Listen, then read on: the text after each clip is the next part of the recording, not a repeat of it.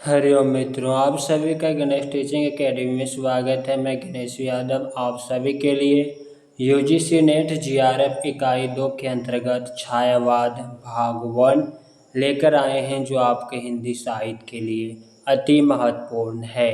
चलिए अब हम क्लास को आरंभ करते हैं।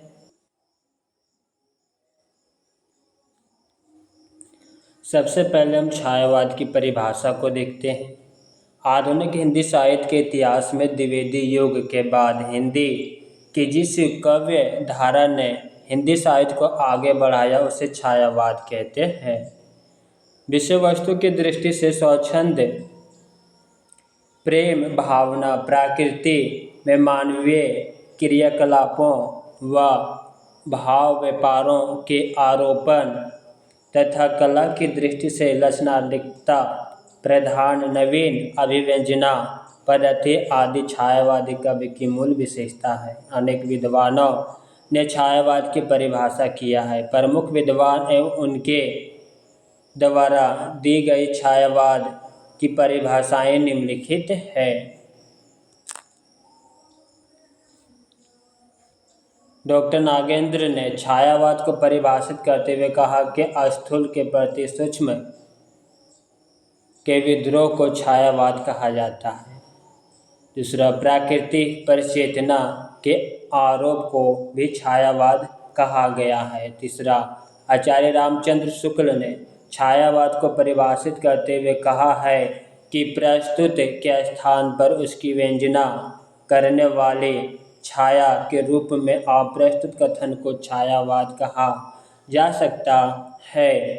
ये चौथा, जयशंकर प्रसाद छायावाद के प्रवर्तक हैं। उन्होंने छायावाद को परिभाषित करते हुए लिखा है, छायावादी कविता वाणी का वह लवण्य है जो स्वयं में मोती के पानी जैसी छाया, तरलता और युवती के लज्जा भूषण जैसी श्री से संयुक्त होता है। या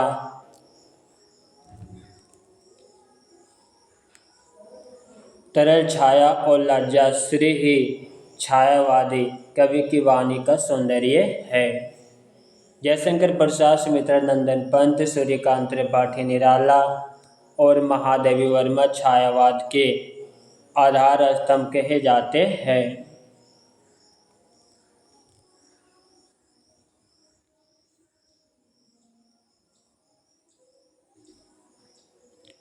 छायावाद की प्रमुख विशेषताएं। छायावाद काव्य की प्रमुख विशेषताएं निम्नलिखित है। पहला, श्रृंगार रस का प्रयोग। छायावादी युग की कविताओं में श्रृंगार रस का प्रयोग किया गया है। इस युग का काव्य मुख्य रूप से श्रृंगारी है। यह श्रृंगार अति इंद्रिय सूक्ष्म श्रृंगार है। छायावाद का यह श्रृंगार कौतूहल और विस्मय का विषय है। या कोई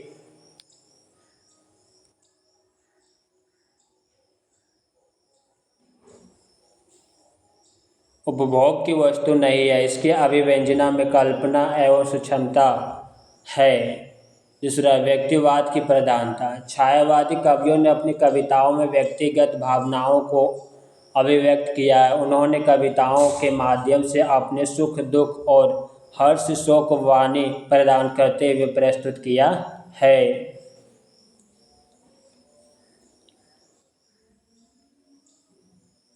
तीसरा, प्रकृति का अनूठा चित्रण। छायावादी कवियों ने प्रकृति के विभिन्न रूपों का अपनी रचनाओं में चित्रण किया है। प्रकृति पर मानव व्यक्तित्व का आरोप छायावादी काव्य की अनूठी विशेषता है। छायावादी काव्य में प्रकृति को नारी के रूप में देखकर उसके सूक्ष्म सौंदर्य का वर्णन किया गया है। चौथा, सूक्ष्म आंतरिक सौंदर्य का चित्रण। छायावादी काव्य में सूक्ष्म आंतरिक सौंदर्य का चित्रण किया गया है। बाह्य सौंदर्य की तुलना में आंतरिक सौंदर्य को अधिक महत्व प्रदान किया गया है। सौंदर्य को उपासक कवियों ने नारी के सौंदर्य को अलग अलग रंगों का आवरण प्रस्तुत किया है।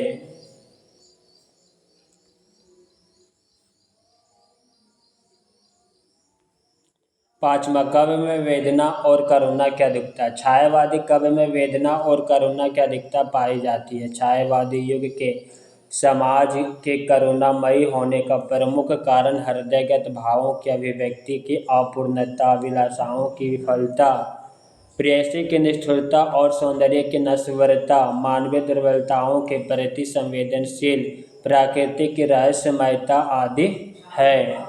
छठा, अज्ञात सत्ता के प्रति प्रेम भाव। अज्ञात सत्ता के प्रति छायावाद के कवियों में हृदयगत प्रेम की अभिव्यक्ति पाई जाती है। इस अज्ञात सत्ता को कवि प्रेयसी और चेतन प्रकृति के रूप में देखता है। यह अज्ञात सत्ता ब्रह्म से अलग है। सातवां, नारी के प्रति नवीन भावना। छायावादी कवि में श्रृंगार और सौंदर्य से तात्पर्य नारी से है।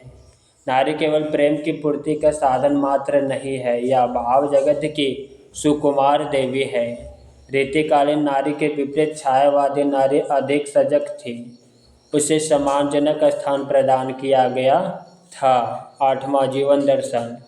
छायावाद में जीवन के प्रति भावनात्मक दृष्टिकोण को अपनाया गया है। कवि का मूल दर्शन सर्वात्मवाद है। संपूर्ण जगत मानव चेतना से संपादित दिखाई देता है।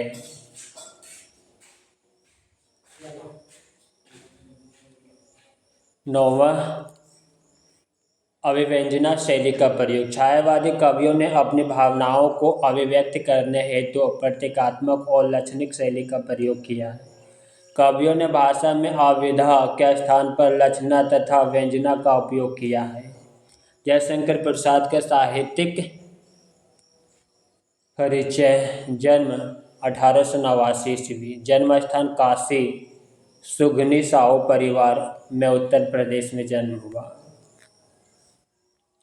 निधन सन 1936 ईस्वी। माता मुन्नी देवी, पिता बाबू देवी प्रसाद, उपनाम झारखंडी खंडेराव कलाधर।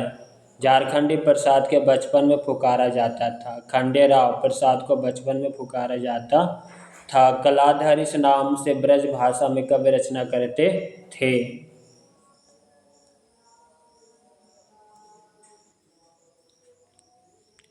इनके परिवार की गणना वाराणसी के समृद्ध परिवारों में होती थी। प्रसाद का परिवार शिव का उपासक था। इनके 12 वर्ष की आयु में इनके पिता और 15 वर्ष की आयु में इसके बड़े भाई शंभु रतन का देहांत हो गया था। प्रसाद तरुणाई में ही माता पिता, बड़े भाई, 2 पत्नियों और इकलौती पुत्री की वियोग व्यथा झेल चुके थे। प्रमुख कवि संग्रह। द्विवेदी योगिन ब्रज भाषा में रचित कवि संग्रह। उर्वशी 1909 ईस्वी। वन मिलन 1909 ईस्वी। प्रेम राज्य 1909 ईस्वी। अयोध्या का उद्धार 1910 ईस्वी।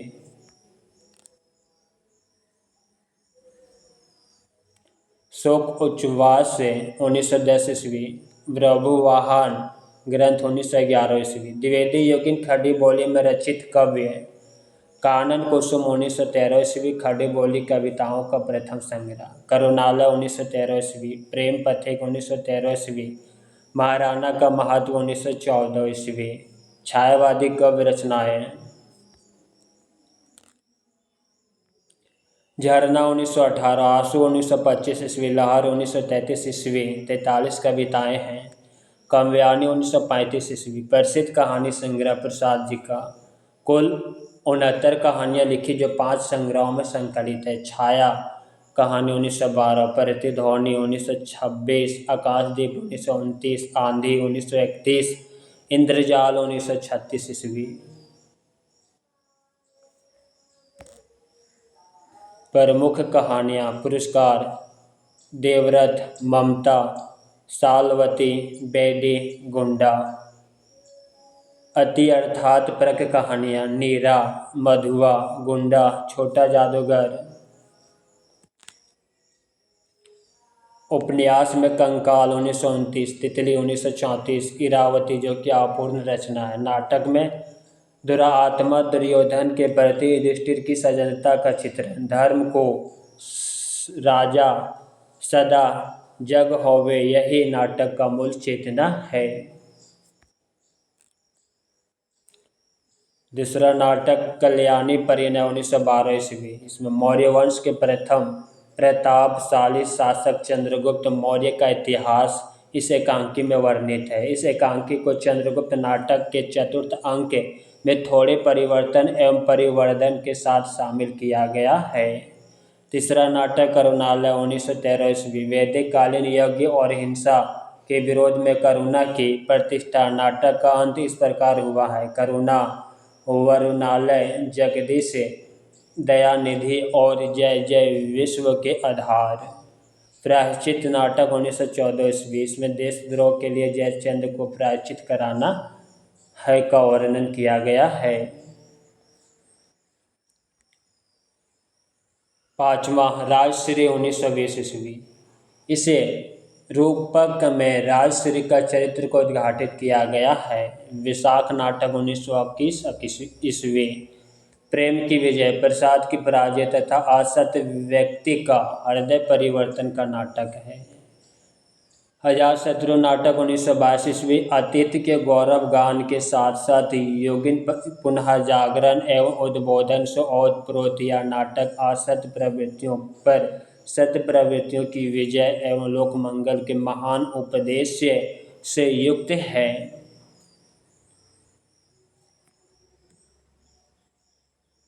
कामना नाटक 1924 ईस्वी। इस प्रतीकात्मक नाटक में प्रसाद ने संतोष, विवेक, विलास, कामना इत्यादि मनोविकारों का मानवीयकरण किया है। यह नाटक कामना संतोष के संबंधों के टूटने जुड़ने का नाटक है, साथ ही विलास की विजय और पराजय का नाटक है। जन्मेजय का नाग यज्ञ नाटक 1926 ईस्वी। इसमें आर्य और नाग जातियों के बीच संघर्ष समाप्त कर उनमें समन्वय स्थापित करना। अस्कंद गुप्त विक्रमादित्य नाटक 1928 ईस्वी। गुप्त वंश के पराक्रमी वीर अस्कंद गुप्त के चरित्र के आधार पर राष्ट्रीय एवं सांस्कृतिक भावों की अभिव्यक्ति। एक घूट नाटक 1929 से 30 ईस्वी। प्रसाद की यह विचार प्रधान सामाजिक एकांकी नाटक है, जिसमें विवाह और स्वच्छंद प्रेम पर विचार करते हुए स्वच्छंद प्रेम के स्थान पर वैवाहिक प्रेम की प्रतिष्ठा स्थापित की गई है। चंद्रगुप्त नाटक 1931 ईस्वी। दो यूनानी आक्रमणों से भारत की सुरक्षा कराते हुए निष्कपट मौर्य साम्राज्य की स्थापना कराना तथा राष्ट्रीय जागरण की भावना को बलवती परतंत्र भारत को अंग्रेजों के दास्ता से मुक्त कराना। ध्रुवस्वामिनी नाटक 1933 ईस्वी। स्त्री प्रधान स्त्री समस्या पर आधारित इस नाटक में बेमेल विवाह की समस्या, स्त्री को भोग की वस्तु मानने के विरोध, स्त्री अस्मिता, स्त्री अधिकार, स्त्री स्वतंत्रता पर प्रकाश डाला गया है। अग्निमित्र नाटक 1944 ईस्वी। प्रसाद के इस अंतिम एवं अपूर्ण नाटक 1935 ईस्वी में लिखित यह नाटक प्रसाद की मृत्यु के उपरांत 30 अक्टूबर 1944 को दैनिक पत्र आज में प्रकाशित हुआ था। इस नाटक में राष्ट्रीय चेतना की अभिव्यक्ति हुई है। निबंध संग्रह 1939 ईस्वी में काव्य और कला तथा अन्य निबंध साहित्य निबंध का वर्णन हुआ। महत्वपूर्ण तथ्य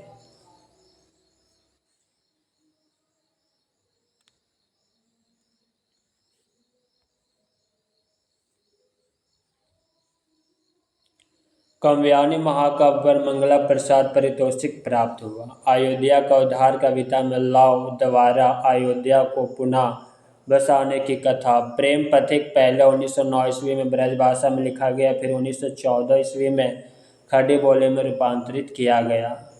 शेर सिंह का आत्मसमर्पण एक लंबी कविता है जो मुक्त छंद है। आंसू में 14 मात्राओं का आनंद या सखी छंद है। काव्यानि का मुख्य छंद टोटक है। पेशोला की प्रतिध्वनि, प्रलय की छाया शीर्षक कविताएं लहर में संकलित है।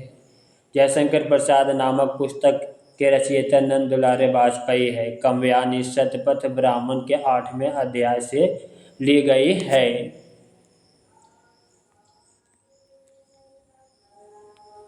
प्रसाद को दार्शनिक कवि कहा जाता है। काव्यानि एक भाव प्रधान महाकाव्य है। प्रसाद की प्रेरणा से ही 1909 ईस्वी में उनके भांजे अंबिका प्रसाद गुप्त के संपादकत्व में इंदु नामक मासिक पत्र का प्रारंभ हुआ।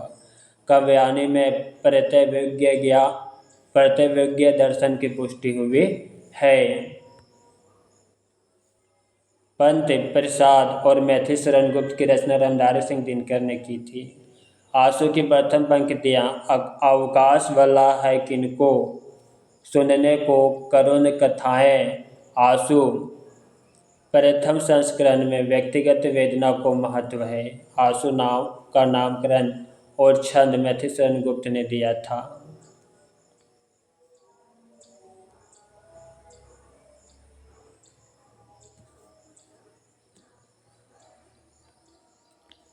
आंसू द्वितीय संस्करण में प्रसाद ने व्यक्तिगत वेदना से ऊपर उठकर करुणा या विश्व कल्याण की भावना की अभिव्यक्ति की है।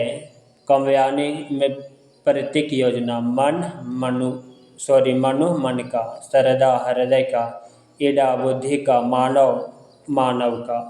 छायावादी कवियों के दार्शनिक आधार कवि और दार्शनिक मत जयशंकर प्रसाद शैव दर्शन, सुमित्रानंदन पंत अरविंद दर्शन, महादेवी वर्मा सर्वात्मवाद दर्शन, सूर्यकांत त्रिपाठी निराला आदित्यवाद दर्शन। जयशंकर प्रसाद, जब वेदना के आधार पर स्व अनुभूतिमयी अभिव्यक्ति होने लगी तब हिंदी में उसे छायावाद के नाम से अभिहित किया गया। काव्यानी का प्रमुख उद्देश्य आनंदवाद की स्थापना रहा। जयशंकर प्रसाद ने छायावाद की निरुक्तिमूलक व्याख्या की है।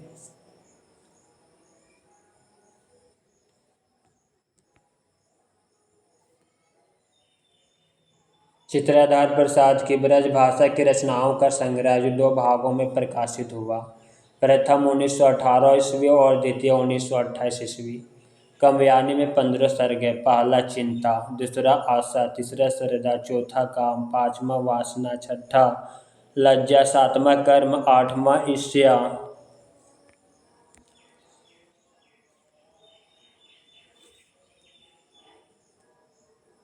नौवां ईड़ा, 10वां स्वप्न, 11वां संघर्ष, 12वां निर्वेद, 13वां दर्शन, 14वां रहस्य, 15वां आनंद। ट्रिक से इन सर्गों को समझिए। काव्यानी को चिंता नहीं आशा है, श्रद्धा नहीं काम में, वासना से लज्जा आई, कर्म से ईर्ष्या हुई, ईड़ा ने स्वप्न देखा, संघर्ष है निर्वेद का, दर्शन हुए रहस्य के, रहस्य से आनंद आया।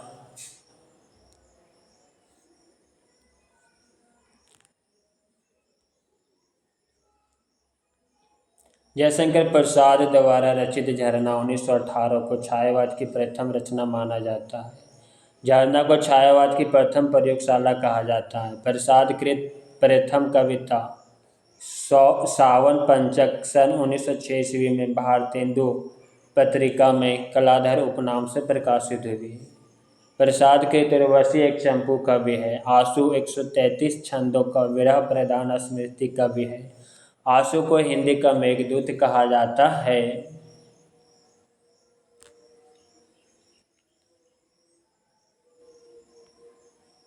प्रसाद को प्रेम और सौंदर्य का कवि कहा जाता है। आचार्य शांति प्रिय द्विवेदी ने काव्यानी को छायावाद का उपनिषद कहा है।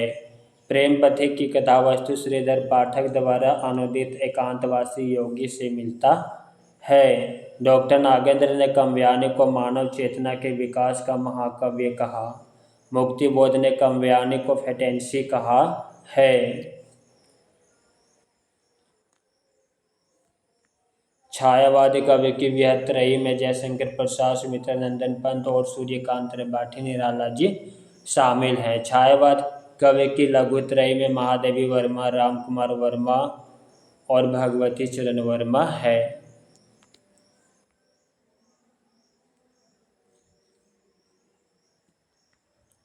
छायावाद के ब्रह्मा जयशंकर प्रसाद, छायावाद के विष्णु सुमित्रानंदन पंत, छायावाद के महेश सूर्यकांत त्रिपाठी निराला। काव्यानी पर रचित रचनाएं मुक्तिबोध कृत काव्यानी एक पुनः विचार 1961 ईस्वी। नागेंद्र का निबंध काव्यानि की दार्शनिक पृष्ठभूमि। नागेंद्र का समीक्षा ग्रंथ काव्यानि के अध्ययन की समस्याएं। प्रसाद की प्रमुख ऐतिहासिक कविताएं शेरशाह का आत्मसमर्पण, पेशोला की प्रतिध्वनि, प्रलय की छाया, अशोक की चिंता, उनके झरना कवि संग्रह में संकलित है। बच्चन सिंह करुणालय को एक प्रकार का गीति नाट्य कहा है और आंसू को विरह कवि। डॉक्टर इंद्रनाथ मादन लिखते हैं कि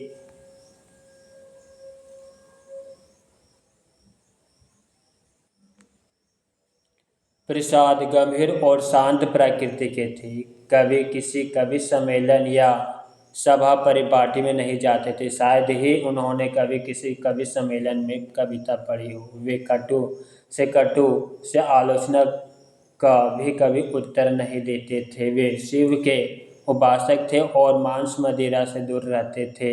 उनका देहांत राज यक्षमा से हुआ। आचार्य रामचंद्र शुक्ल का कथन काव्यानि की श्रद्धा को विश्वास, संवेदित रागात्मक वृत्ति और इड़ा को व्यावसायिकता बुद्धि कहा था।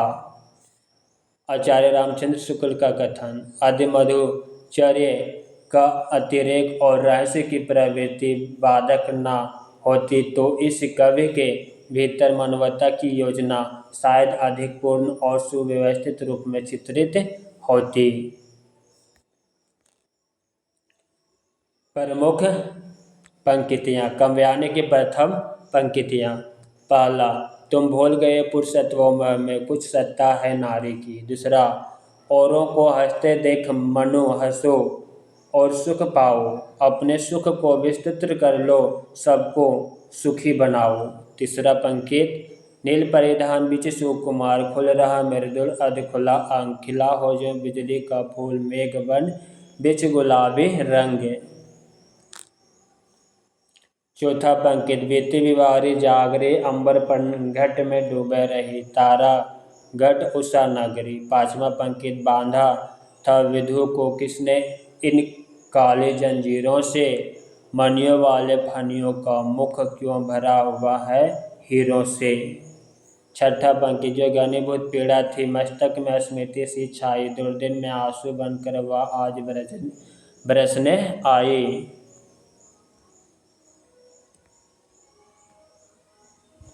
सातवां पंक्ति, दोनों पथिक चले हैं कब से ऊंचे ऊंचे चढ़ते बढ़ते, श्रद्धा आगे मनु पीछे थे, साहस उत्साह से बढ़ते बढ़ते। आठवां पंक्ति, हिमगिरी के उत्तुंग शिखर पर बैठ शिला की शीतल छांव, एक पुरुष भीगे नयनों से देख रहा था प्रलय प्रवाह। नौवां पंक्ति, ज्ञान दूर कुछ की क्रिया भिन्न है, इच्छा क्यों हो पूरी मन की, एक दूसरे से ना मिल सके या विडंबना है जीवन की। 10वां पंक्ति, उधर गरजती सिंधु लहरियां कुटिल काल के जालों से, चले आ रहे फैन उगलती फन फैलाए व्यालों से। 11वां पंक्ति, प्रकृति के यौवन का श्रृंगार ना करेंगे कभी बासी फूल। 12वां पंक्ति, ओ चिंता की पहली रेखा अरे विश्व वन की व्याली। 13वां पंक्ति, नारी तुम केवल श्रद्धा हो, विश्वास रजत नग पदतल में, पीयूष स्रोत से बहा करो जीवन के सुंदर समतल में। 14वां पंक्ति, रो रो कर ससक कर कहता मैं करुणा कहानी, तुम सुमन नोचते सुनते करते जाने अनजाने। 15वां पंक्ति, इस करुण कलित हृदय में अब विकल रागनी बजती, क्यों हाहाकार स्वरों में वंदना असीम गरजती। प्रसाद का जीवन दर्शन। जयशंकर प्रसाद छायावाद के प्रवर्तक कवि। काव्यानि जयशंकर प्रसाद की सर्वश्रेष्ठ रचना है। उसकी रचना 1936 ईस्वी में हुई। यह एक प्रबंध काव्य है या आधुनिक हिंदी दर्शन का उपनिषद है। इसकी तुलना भक्तिकालीन रचना रामचरितमानस से की जा सकती है। छायावादी कविता में इसे शिखर कवि का दर्जा प्राप्त है। प्रसाद जी के दार्शनिक विचारों परसेव दर्शन के अंतर्गत आने वाले प्रत्यवैज्ञ दर्शन का प्रभाव पड़ा है। प्रसाद जी ने प्रत्यवैज्ञ दर्शन की स्थापना की है। यह दर्शन प्राचीन और मध्ययुगीन दुखवादी दर्शन का विरोध करता है।